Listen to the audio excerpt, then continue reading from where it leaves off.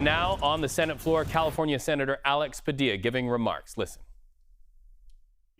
Meeting and a briefing with General Guillot, the four-star general in charge of U.S. Northern Command. Many of you know him. The briefing was scheduled at the federal building in West Los Angeles, where they're overseeing these military operations. Now, colleagues, when the United States military is deployed domestically, when our troops are deployed against the wishes of the governor for the first time since 1965, against the wishes of the local mayor, and even against the wishes of local law enforcement, both the police chief and the sheriff, we are in uncharted territory. So in my effort to do my duty to conduct congressional oversight and to try to get answers from the Department of Defense that state and local officials were not receiving, I went to the federal building in West Los Angeles. I was met at the entrance, by a National Guardsman and an FBI agent who escorted me through security screening and up to a conference room for my scheduled briefing. While waiting for my scheduled briefing with General Guillot, I learned that Homeland Security Secretary Noem was holding a press conference literally just down the hall. And that press conference was causing my briefing to be delayed. The thought occurred to me that, well, maybe I could attend this press conference and listen in. Just listen, in the hopes of hearing Secretary Noem provide some new information that could help us make sense of what was happening. I didn't just get up and go. I asked and was escorted by the National Guardsman and the FBI agent into the press conference. They opened the door for me. They accompanied me into the press briefing room. And they stood next to me as I stood there for a while, listening. And at one point, the United States Secretary of Homeland Security said that the purpose of federal law enforcement and the purpose of the United States military was to, quote, liberate Los Angeles from our governor and our mayor, to somehow liberate us from the very people that we democratically elected to lead our city and our state. Colleagues, let that fundamentally un-American mission statement sink in. That is not a mission focused on public safety.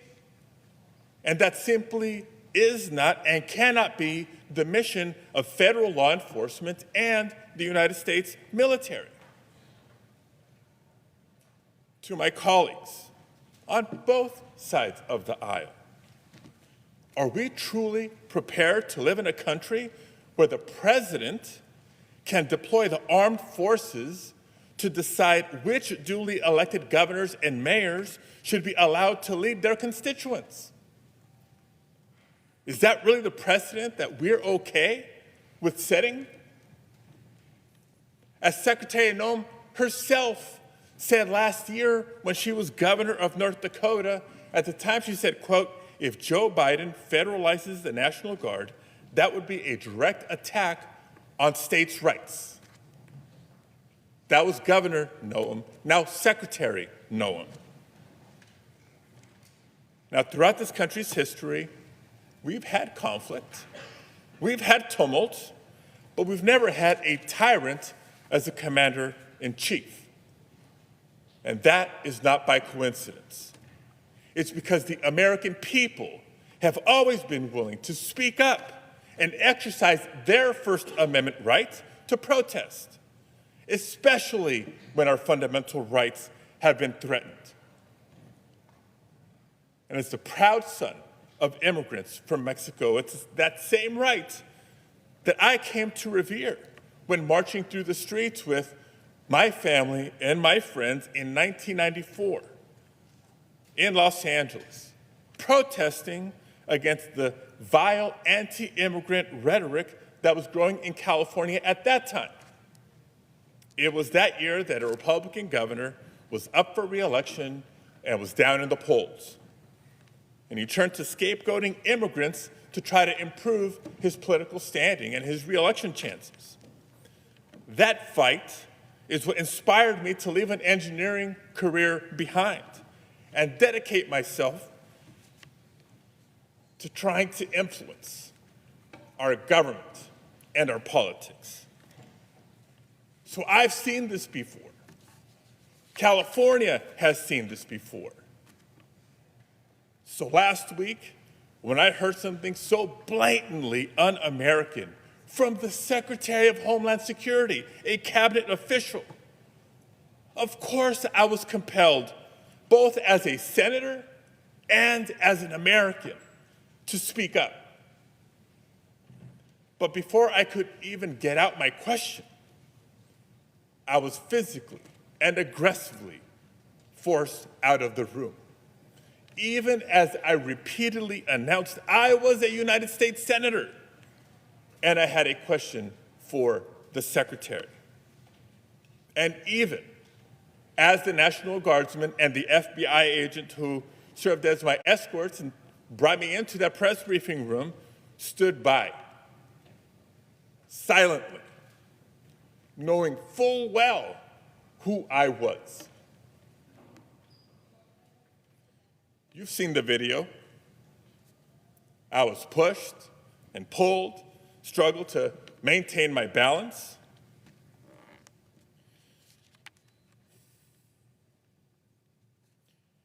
I was forced to the ground, first on my knees, and then flat on my chest. And as I was handcuffed and marched down a hallway, repeatedly asking, why am I being detained? Not once did they tell me why. I pray you never have a moment like this. But I will tell you, in that moment, a lot of questions came to my mind. First of all, where are they taking me? Because I know I'm not just being escorted out of the building. Am I being arrested here? And what will a city already on edge from being militarized think when they see their United States Senator being handcuffed just for trying to ask a question? And what will my wife think? What will our boys think? And I also remember asking myself, if this aggressive escalation is the result of someone speaking up against the abuses and overreach of the Trump administration, was it really worth it? But colleagues, how many Americans in our nation's history have marched, have protested, have shed blood, even lost their lives to protect our rights? How many Americans have served in wars overseas to protect our freedoms here at home? And how many Americans in the year 2025 see a vindictive president on a tour of retribution, unrestrained by the majority of this separate and co-equal branch of government, and wonder if it's worth it to stand up or to speak out? If a United States senator becomes too afraid to speak up, how can we expect any other American to do the same? You're listening to real-time comments from the Senate floor. California Senator Padilla speaking there emotionally speaking, following that DHS press conference. Padilla's position is that he was taken into that room by the National Guard. Of course, we know that Kristi Noem said that she wishes he had identified himself. He is maintaining there to the American people, right there from the Senate floor, I did identify myself, not only going through security clearances, but all the way up and into the room by the National Guard. What also strikes me, Liz, is the fact that right now in a California courtroom, the question is being litigated whether Governor Gavin Newsom of California has the authority to call in the California National Guard or President Donald Trump. So much happening on this story as we see Senator Padilla break down in tears there, retelling what happened. Clearly very emotional about that day. And it's interesting to follow what comes out of this, Reek, because we saw the back and forth between the two courts on whether or not President Trump had the authority to send in the National Guard or not. So we're going to be waiting to hear what happens with that coming up later on today. But thank you so much. I'm going to take it from here. Great to be with you always.